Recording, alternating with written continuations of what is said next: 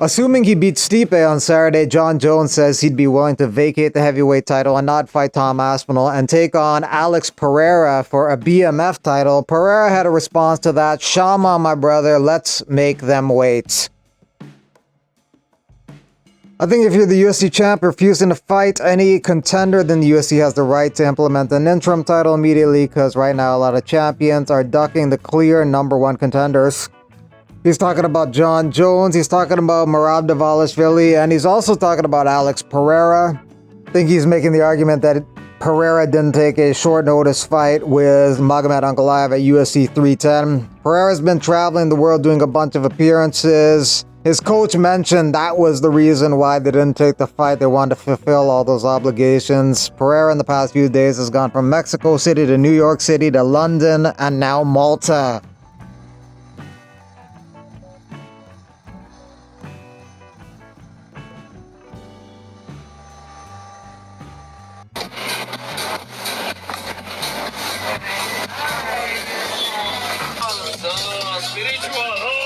You want to break to come watch the fight, bro? Yeah, that was it. You want me to shop? I'm streaming the shop.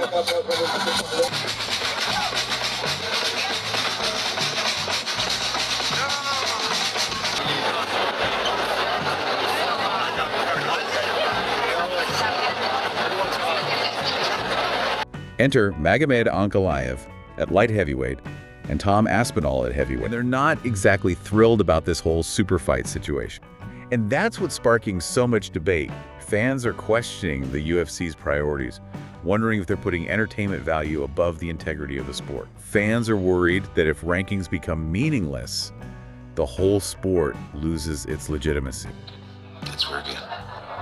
You're gonna poke him in the eyes during the fight. Why does he keep saying that? So Daniel Cormier is saying before the fight that I'll end up poking him in the eyes at some point, and the reason why he says that is because I do poke people in the eyes, and it's very illegal. It's working. Dang,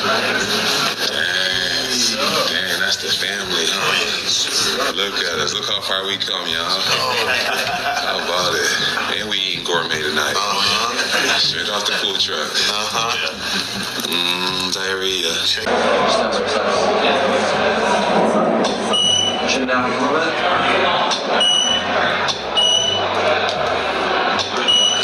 And then rotate to the side. To the side. This leg, the other hand.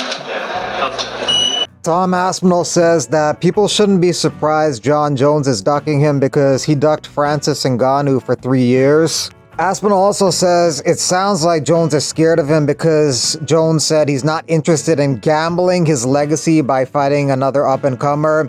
Aspinall isn't wrong, but in the long run, years from now, this whole thing could seem irrelevant because the way the heavyweight division is, nobody walks away unscathed. People lose so frequently as heavyweights, that's why nobody holds on to the belt for very long, and the most title defenses in UFC history in the heavyweight division is 3. So based on that nature of the beast that is the heavyweight division, a few years from now, Aspinall may have a few big losses on his record and may not have the same respect, reverence, and regard that he does today as a fighter. So at that point in time, Jon Jones not having fought Aspinall won't be as big a deal.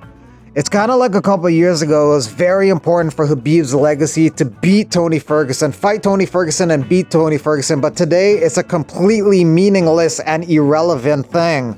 So today, Jones's unwillingness to fight Aspinall is a massive deal, but in a few years from now, who knows how it will be viewed.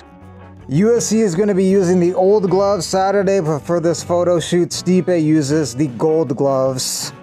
A lot of fighters don't seem to like the new gloves, and they're like celebrating that they're not using them this weekend, but they're talking like it's a permanent move, but there's been no indication that this is a permanent change at all. And a Reebok fight kit for Stipe.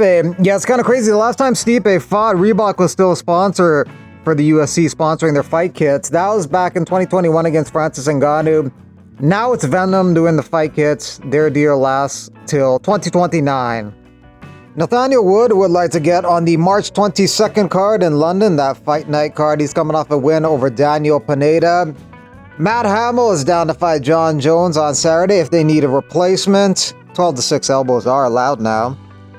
Matt Hamill is the only guy to beat John Jones. Aljamain Sterling said he considered retiring after his loss to O'Malley. He took a little break, came back, moved up a weight class, beat Cater, and he takes on Movsar Evloev next month.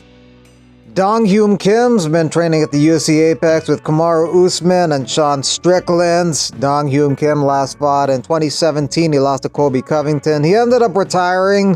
He's the first Korean fighter in the UFC to win a fight in the UFC. He's also the first fighter in UFC history to win via spinning back elbow when he knocked out John Hathaway. After that loss, John Hathaway didn't fight for 8 years, but he came back a couple years ago and he's been 1-1 since. He's been fighting in Octagon MMA. Michael Chandler is interested in fighting Colby Covington in the welterweight division. He'd probably be undersized for that, but let's see how he does Saturday against Charles Oliveira. He's the underdog in that fight. Biggest favorite on the card, Bareknuckle. Second biggest favorite on the card, Mauricio Rufy. Third biggest favorite on the card, John Jones against Stipe in the main event. So I competed here in 2016 at the NCAA Championships.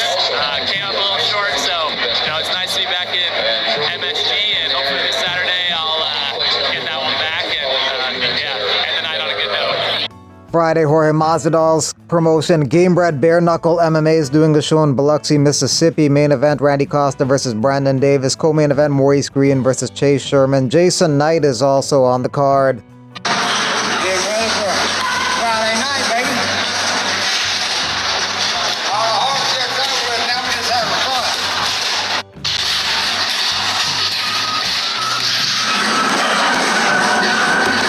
This fight week and the beauty of it is what I love more than anything.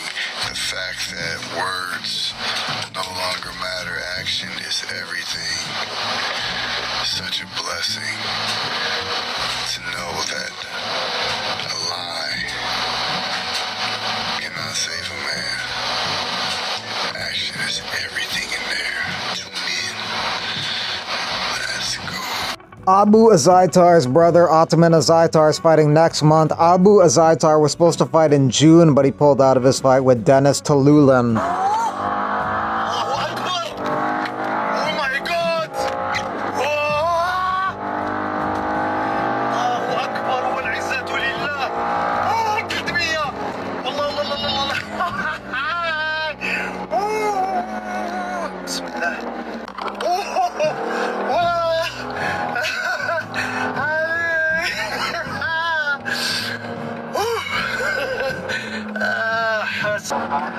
Oh my God, this cars, guys.